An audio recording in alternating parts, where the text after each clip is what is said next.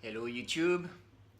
So this is gonna be my first video about my carnivorous plants, and this video is about the setup, shelf, light, what I did to grow those plants, and I'm probably gonna do another video about the plants themselves. Okay, so this is gonna be in English. Sorry, my French friends. I'm sure you'll understand. Just more people will understand if it's in English. So although my English accent is pretty bad, I'm gonna do it in English. Okay, so how do I flip the camera here? Here you go.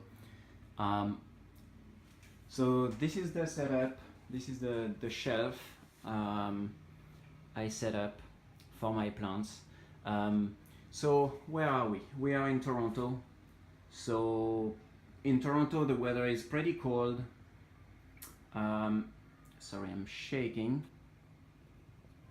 Let's see if I can be more stable. There you go. So in Toronto the weather is usually cold, like -10 is usual in the winter, but in the summer we have at least 2 months that are very warm, like 30 degrees Celsius, sometimes even more.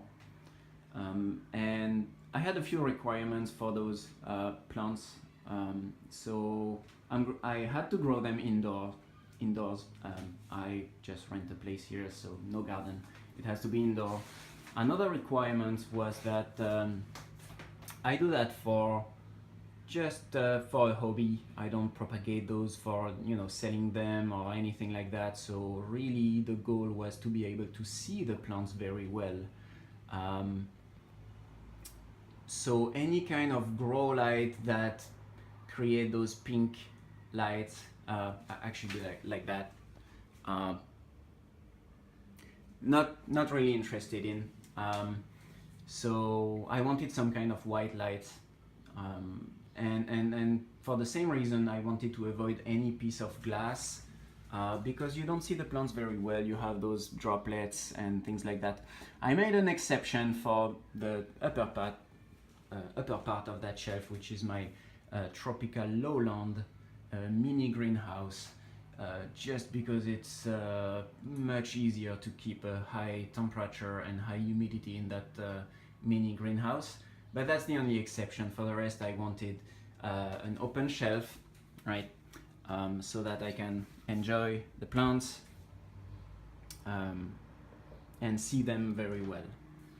Okay, so what I did, because I like a lot of different kinds of plants, of carnivorous plants, I have flytraps, I have droseras, biblis, I have some nepenthes, right? I really like the pinguicula, helionthora, other nepenthes. I have some pygmy sundews. So because and the tuber droseras, winter growing species, they like it quite cold. So because I like all those different kinds of plants, I needed different conditions to grow them. So what I did, at least what I tried to do, it's not perfect, but what I tried to do, I tried to do 4 different climates here, mostly different temperatures actually. So in the mini greenhouse I have my tropical lowland plants, and then this shelf is what I call subtropical climate. Subtropical probably doesn't fit all those plants, but mostly droseras, plants that support high temperature and don't necessarily require high humidity. And then I have, I'm gonna skip at the bottom actually first.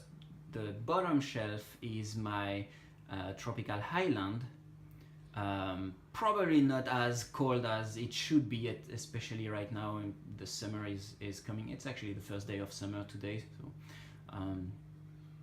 it should be cooler, but I grow Highland nepenthes here, and I used to grow during the winter. I grow my tuber drosera.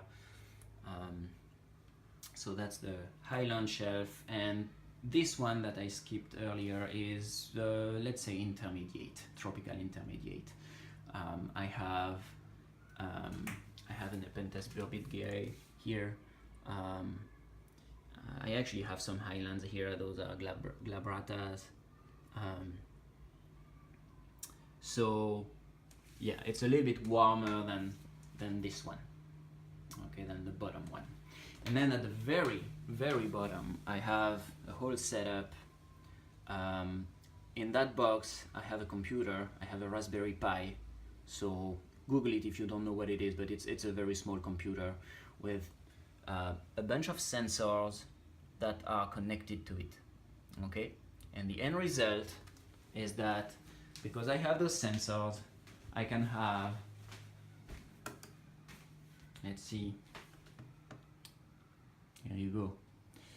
I can graph the temperature, the light, the humidity. So that's pretty cool. This tool is called Grafana. It's not easy to install. I'm an IT geek, so I'm okay with it, but for someone who doesn't know how to install packages on Linux and Raspberry Pi, it's going to be quite difficult, I think.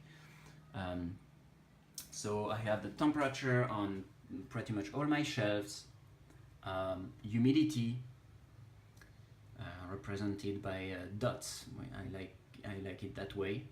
The light, the amount of light, only on 3 shelves, technical limitation, I can only have 3 light sensors, otherwise it's getting complicated. I have a bunch of alerts that would turn red here if the temperature gets too high, humidity gets too high, too low, and some safety features, like if the temperature is really high, it's going to turn off the light, at least one of my power bar. So yeah, that represents the humidifier when it's on for the last 6 hours. It's currently off. The fan, I have some fans on the bottom shelf, I will show you. And the power bar, you can see the safety feature was activated 2 times here. And all of that is done, it's custom scripts. And I can adjust the values when I want to turn it off, this kind of thing. You know, you can adjust the color. So for example, I know that right now it's a little bit too high on those 2 shelves. It shouldn't be that high for Highlands. But it's okay, they seem to be okay as long as they have the drop of temperature at night. So yeah, and those actually represent my 5, actually 4 shelves, and the other one is outside. I have a sensor on the window. Sensor is here at the window, so it's close to the outside, but not quite outside. So it's,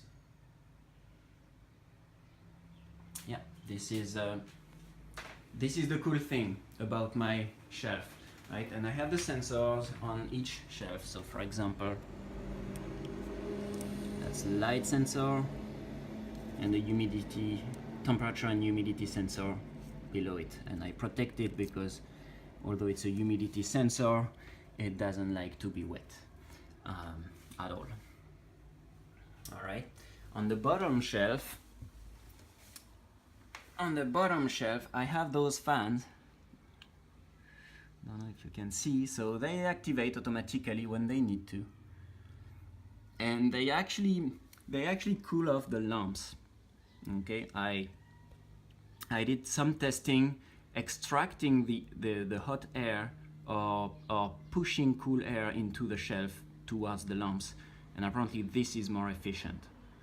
So the air comes from the you know, it's usually open here, so I have some fresh air coming behind the shelf.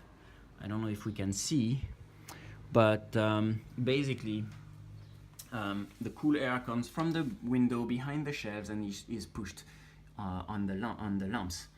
Okay, so those are LED lamps, 2 kinds, warm light, cool light. One of them is IKEA, the other one is Home Hardware. Doesn't really matter, this is quite cheap. Yeah, and it's 1000 lumens, at least for the IKEA one. Those ones are a little bit less. The cool whites must be 800 lumens, something like that. So I have 4 of those on each shelf. And the shelf is quite small, so it's actually a lot of light. Actually, we can know. We currently have 7,000, 8,000 lux, right?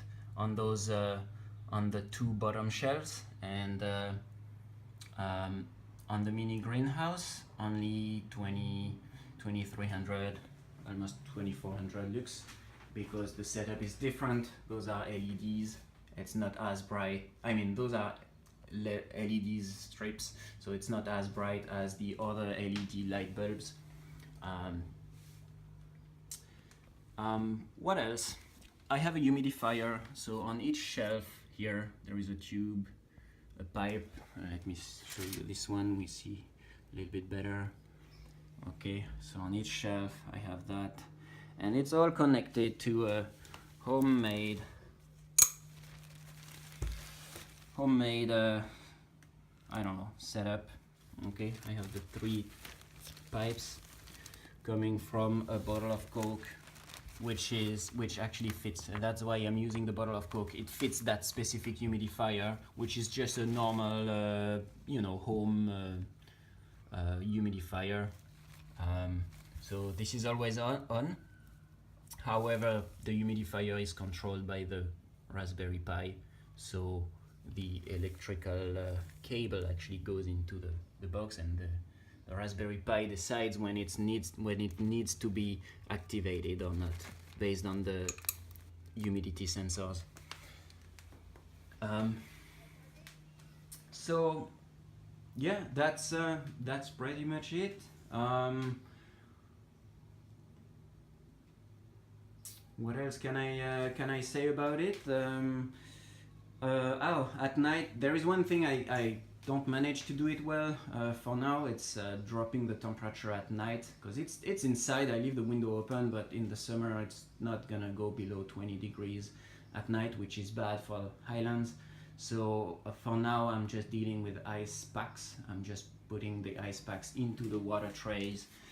My Nepenthes are not soaking in the water. I have another custom made. I could make it better, I guess, but yeah, I just put the ice pack here and there every night, and I guess I'm gonna add some ice packs into the humidifier also. I guess that could help for the summer. I don't have too much trouble getting into the 15-18 degrees Celsius at night in spring. And winter, obviously winter is not a problem here, but in the summer it's difficult to go below 20, so yeah, ice packs for now are helping. Maybe I'll find another better way to do it, but my experiments with Peltier modules are a failure. It doesn't work as I expected. It's not that strong, so I probably don't do it properly. I don't know. I'm gonna see. Maybe I'll do some more testing. Here you go. This is my shelf and my plants. Okay, thanks for watching. I hope that helps at least one person.